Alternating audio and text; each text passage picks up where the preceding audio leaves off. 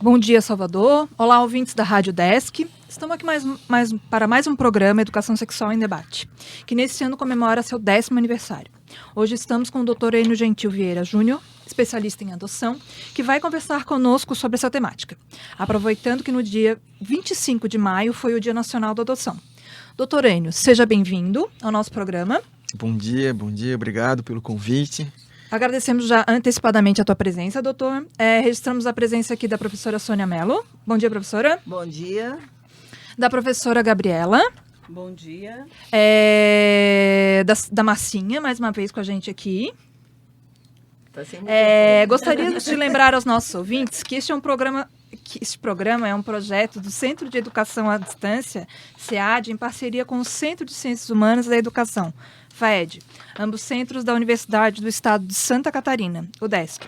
E também que essa ação pertence ao programa de extensão, formação de educadores e educação sexual, interface com as tecnologias, etapa 9. Caso você tenha alguma dúvida, sugestão ou pergunta, é só enviar um e-mail para edusexemdebate@gmail.com ou para o nosso WhatsApp, código de área 48 99600 2242. Ou deixa lá uma mensagem na nossa fanpage do Facebook, Programa Educação Sexual em Debate. Doutor Enio, vamos iniciar a nossa conversa falando um pouquinho do senhor. Qual é a sua formação? Onde é que o senhor exerce a sua profissão? Então, eu exerço um cargo que hoje ele é único no Brasil, tem outros cargos dessa natureza na Espanha, na Argentina e alguns outros países, que é de advogado de vara de infância e juventude, né? Então, eu atuo nas demandas já há 13 anos, que dizem respeito a interesses individuais de crianças, adoções, a defesa do adolescente autor de ato infracional, problemas que digam respeito a medicamentos, serviços de saúde, vaga em creche, enfim, toda essa problemática que envolve a não garantia, no final das contas, de direito de criança e adolescente, né? Eu também sou professor de direito da criança e adolescente também já desde esse período, da Escola da Magistratura, do CESUS, que hoje em graduação.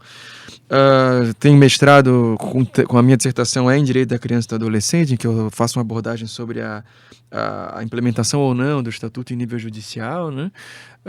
Enfim, vou trabalhando aí com essa quase militância na área da infância e juventude, e esse ministério também, que é de trabalhar com crianças e adolescentes.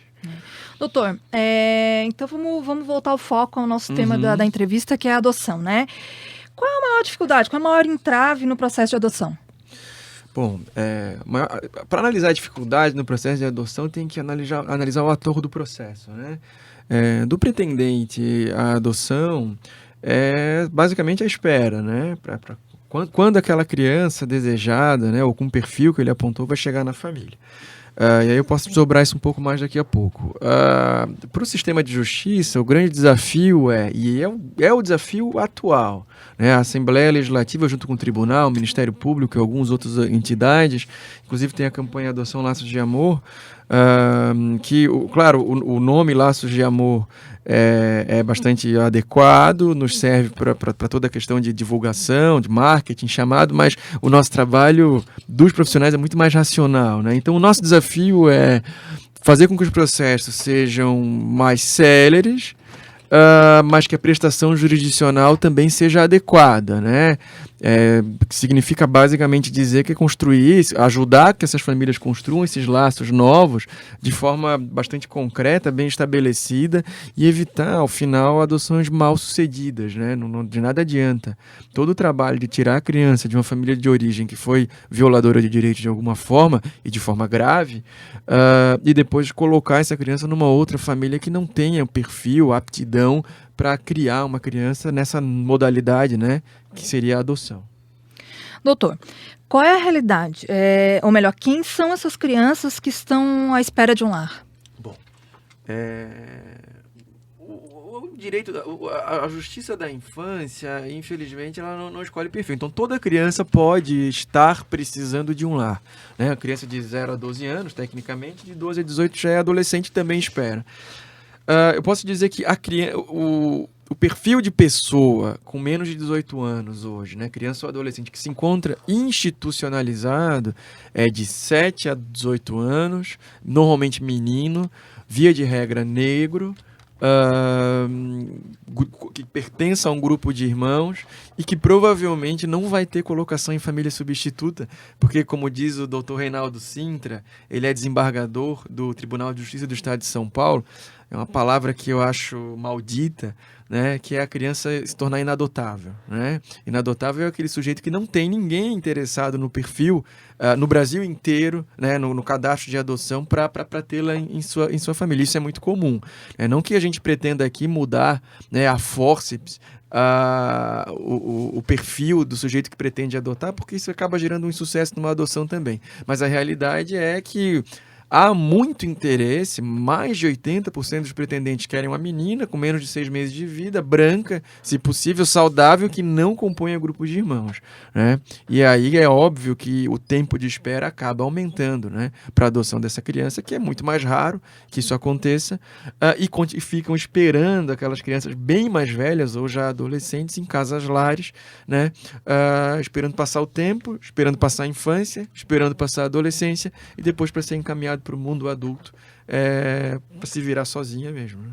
Então, o grupo mais as pessoas querem meninas, brancas, preferencialmente bebês, menos de 6 meses, Até 3 anos a adoção é bem viável, independentemente do sexo da criança, tá? No entanto, o perfil mais desejado é esse que eu te coloquei. E, doutor, quanto tempo esse perfil desejado aqui em Florianópolis se espera numa fila, aproximadamente? Isso depende do período e do ano, porque, e eu até vou fazer um adendo aqui, né? Para que uma criança esteja juridicamente apta à adoção, ela deve ter os pais destituídos do poder familiar, né? Então, a família deve ter sido desvinculada juridicamente dela, né, num procedimento próprio, que também tramita na vara da infância, que normalmente é de iniciativa do Ministério Público. Não que a destituição sirva, e isso é muito importante, para alimentar cadastro de adoção, né? A destituição é uma sanção, né, ao mesmo tempo aos pais, ao mesmo tempo que uma proteção à criança, para que seja afastada de uma violação severa, né? Também ninguém ou ao menos não deveria ser destituído do poder familiar por situações menores, né? Um exemplo, a família é atendida pelo conselho tutelar porque a criança aparece muito suja com frequência no colégio ou com piolho com frequência, não adere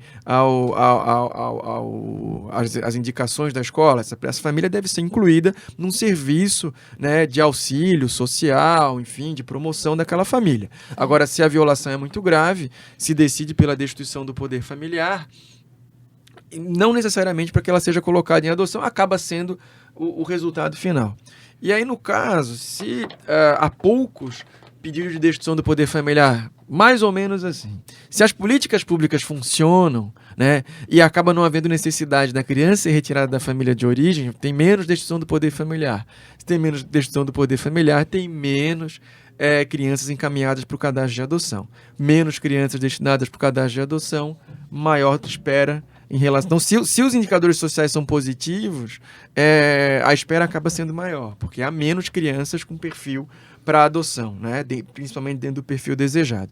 Mas vamos trabalhar agora mais ou menos em 2016, o ano passado. Vou fazer um somatório de 2016 e 2013.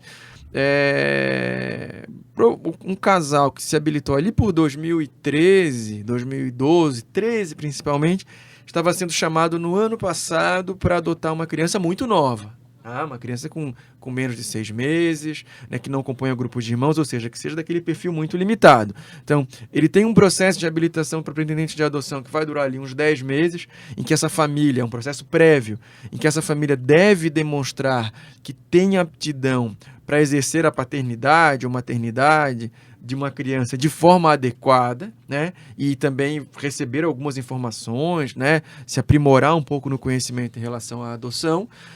Desse processo sai uma determinação de habilitação em que inclui o nome desse pretendente no cadastro, e por outro lado um processo à parte, aquele de destituição em que a criança é considerada aí apta juridicamente à adoção. É do cruzamento dessas informações, então é um critério de chamada cronológico e conforme o perfil da criança que vai ser chamado. Então, por uma questão quase matemática, uma criança bem mais velha Um exemplo tem no documentário que é o do Que Destino Me Mandar, que é sobre a adoção, que foi produzido pela Associação dos Magistrados Catarinenses, em que 2 meninas foram adotadas por um casal de lavradores lá do Alto Vale, né? E a imagem do casal de lavradores do Alto Vale é aquela mesmo que vocês pensaram, assim, polacos, né? E adotaram sem nenhuma restrição. A habilitação saiu num dia, 48 horas depois eles foram chamados. Eles adotaram 2 meninas negras, uma com 10, outra com 11 anos de idade.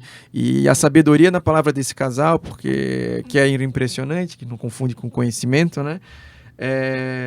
Que nós temos todo esse pudor para discutir sobre adoção, nós os entendidos, né? E o casal disse, olha, o sangue é da mesma cor, independente da cor da pele. E essa foi a justificativa deles e seguiu essa adoção altamente bem sucedida de crianças bem mais velhas, com nenhuma limitação de perfil, não houve espera nenhuma. Significa dizer que eu faço aqui uma chamada para um exército de pessoas, venham nos abrigos levar crianças? Não, porque independentemente do julgamento que se faça, se não está dentro do seu perfil, se não está dentro do seu planejamento familiar, nós preferimos que você então espere pela criança, vai demorar mais, enfim, mas para que essa adoção seja bem sucedida, não só para quem pretende adotar, mas principalmente para a criança. Emocionante, doutor.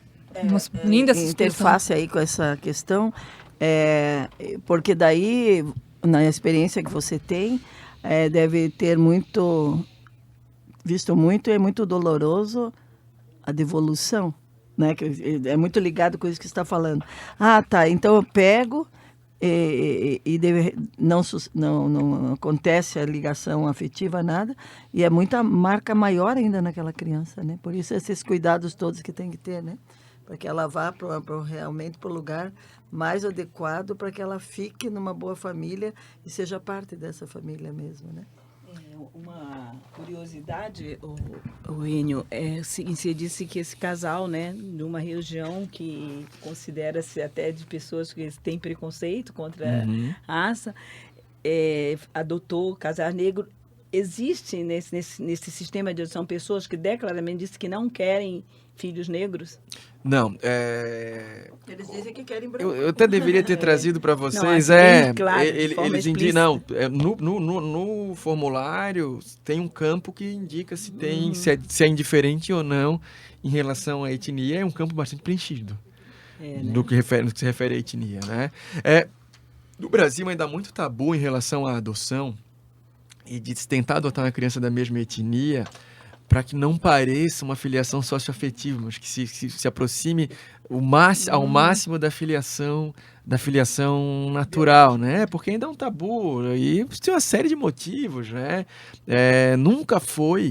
Nunca houve, antes de 88, uma cultura efetiva de adoção no Brasil, diferente da Europa, talvez pelos efeitos das guerras, enfim, que houve uma orfandade gigantesca, houve uma cultura mais bem estabelecida sobre a adoção. Aqui no Brasil, não. A gente passou a falar seriamente de adoção em 1988. Até então, juridicamente, a adoção era um instituto de caráter patrimonial, né?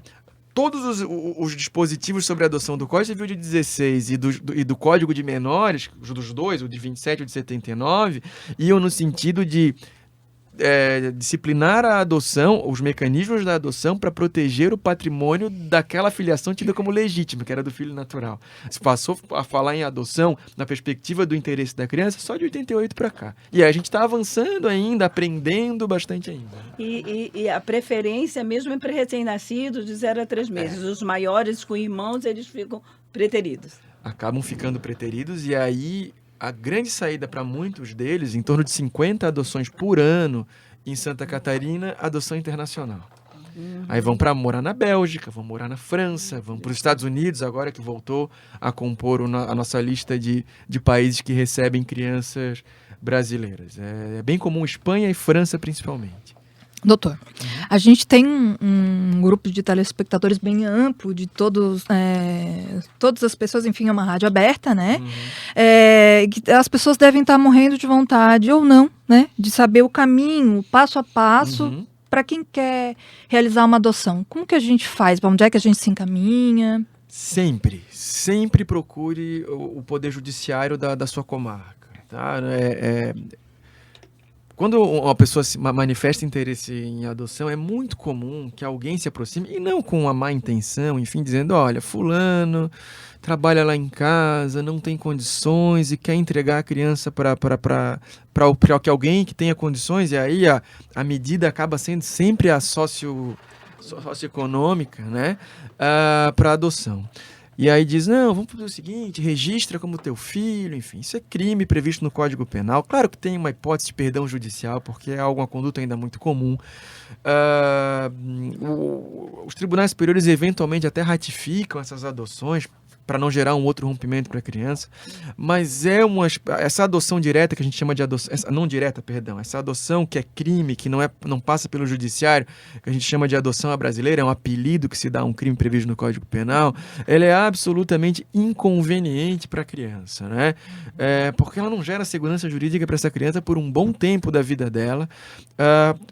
A ideia de ter uma habilitação para adoção, que é o que nós trabalhamos, e por isso eu indico o judiciário, é que o casal ou pretendente individual, falei muito casal aqui, até eu preconceituoso, porque é possível a adoção por pretendente individual, né, sem nenhuma desvantagem em relação ao casal que se habilita, ele passa, mal e mal, com todas as dificuldades que se tem ainda dentro do judiciário, por uma preparação, por uma avaliação em que se pode filtrar, né, de alguma forma, um interesse de adoção que seja meramente fantasioso ou filantrópico e não para a construção de família. Então, a busca deve ser sempre no judiciário.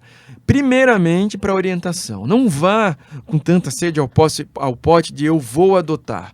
Vá se informar primeiro da adoção. E, por favor, fuja da internet.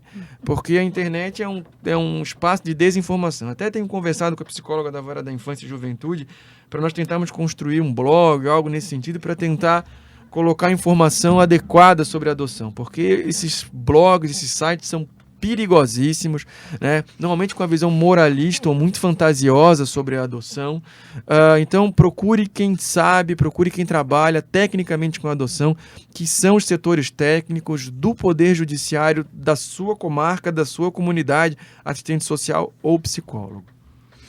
Doutor, então a gente vai até o fórum, leva nossos documentos pessoais? Como o primeiro contato é para conhecer um pouco sobre a adoção, vá até o fórum de mãos limpas para conversar com o setor técnico. Outra orientação que é importante, se na comarca em que você reside há um grupo de apoio à adoção, procure um grupo de apoio à adoção, porque também são pessoas que estudam a adoção, que pensam a adoção na perspectiva também da criança. Aqui em Florianópolis se está reiniciando um grupo de adoção. Ele foi fechado, agora eles estão reinstalando esse grupo, deve levar mais alguns meses para ficar pronto, que é um tipo de contato muito interessante para quem pretende adotar e não vincula um processo, uma obrigatoriedade de adoção, porque você pode ser um cidadão que tenha só interesse em saber sobre a adoção, em conhecer sobre a adoção e, enfim, ser um multiplicador de informação só, né? Uhum. Para quem está sintonizando agora na Rádio Desk, estamos com o programa Educação Sexual em Debate. O convidado do programa de hoje é o Dr. Enio Gentil Vieira Júnior, especialista em adoção, está conversando conosco sobre esse mesmo tema. Doutor, a adoção tardia, apesar das campanhas vinculadas na mídia, ela vem tendo bons resultados? Bom, sim, e traz alguns desafios. De 2009 para cá, aqui em Santa Catarina principalmente, nós nos mobilizamos, né, os órgãos responsáveis pelas políticas públicas na área da infância para fomentar um pouco, estimular, né, ou melhor dizendo, talvez sensibilizar, mais que estimular, sobre a adoção tardia, né? Ou as adoções difíceis de crianças que têm algum problema de saúde que vai exigir efetivamente maior investimento pessoal, financeiro, familiar em relação a essa criança. E os resultados têm sido positivos. Assim, aumentou o número de pedidos de adoção, dessas adoções que eram mais difíceis, adoções não muito comuns. Qual é o nosso desafio, né? É claro que com isso nós tivemos alguns casos de devolução que nós não trabalhávamos antigamente, né? E aí o nosso trabalho é como garantir o interesse dessa criança se há uma decisão de devolução, como tratar essas devoluções sem também espantar o sujeito que está decidido a devolver, porque também é perigoso obrigar que alguém fique com a criança sem ter mais interesse, com a criança ou com o adolescente. Então, esse é o tipo de assunto que tira o nosso sono. Eu trabalhei na semana passada em 3 procedimentos em que houve genericamente o que a gente chama de devolução, né? Situações em que a criança não permaneceu era um adolescente, não permaneceram na família por adoção. E que a gente chama de família substituta, que é um termo que também tem que ser substituído logo. E eu lembro que assim, eu tirou a noite de sono, né? Como é que nós vamos resolver isso? Né? Vamos entrar com ação indenizatória? Não vai? É o caso? Se considera que é sujeito de direitos a criança? Então, ela participou dessa decisão de sair da família que a adotou? Cabe a ação de alimentos, e aí uma série de questões jurídicas para tentar não resolver, mas amenizar um pouco o sofrimento da criança, né? Mas esse é o desafio, sim, aumentou, mas tem esse desafio hoje, e é o desafio geral, né, de uma prestação jurisdicional mais adequada para crianças em todos os sentidos. E essa criança, ela tem algum tratamento no retorno psicológico? Tem acompanhamento pelo setor técnico da Vara da Infância e Juventude. Né?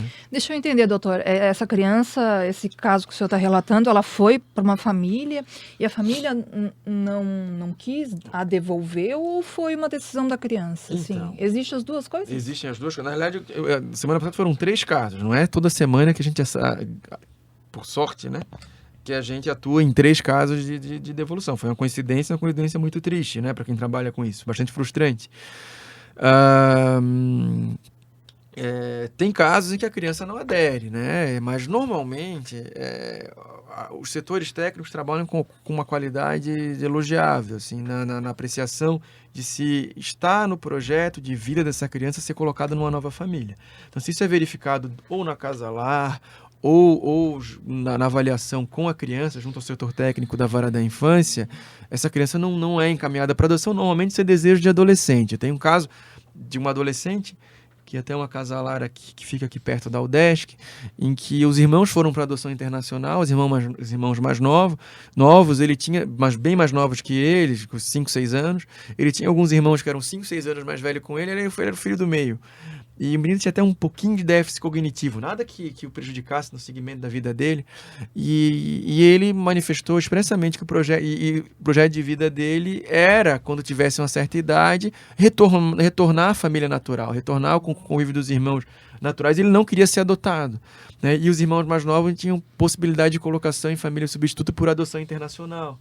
E aí os irmãos mais novos foram para a adoção internacional, que era um interesse melhor, um interesse manifesto deles, e ele ficou, e com 18 anos ele acabou retornou ao convívio dos irmãos, né? Então, e como é difícil decidir, né? Era uma excelente saída para ele, mas a necessidade de respeitar esse sujeito adolescente como sujeito efetivo de direitos, como alguém que é protagonista da sua vida, das suas escolhas e dos seus projetos. Mas realmente é difícil estar no lugar de um juiz, de um promotor, de um advogado ou de um defensor na área da infância e juventude para sacramentar, para ratificar esse tipo de decisão, né? E essa adoção internacional, doutor, como é que funciona assim? A adoção internacional ela é sempre uma adoção cadastral, né? Quem pretende adotar uma criança em outro país, ele deve, pela Convenção de Haia sobre adoção, ele deve se habilitar no seu país de origem, habilitado no seu país de origem, e aí a nossa reclamação por demora no processo, né?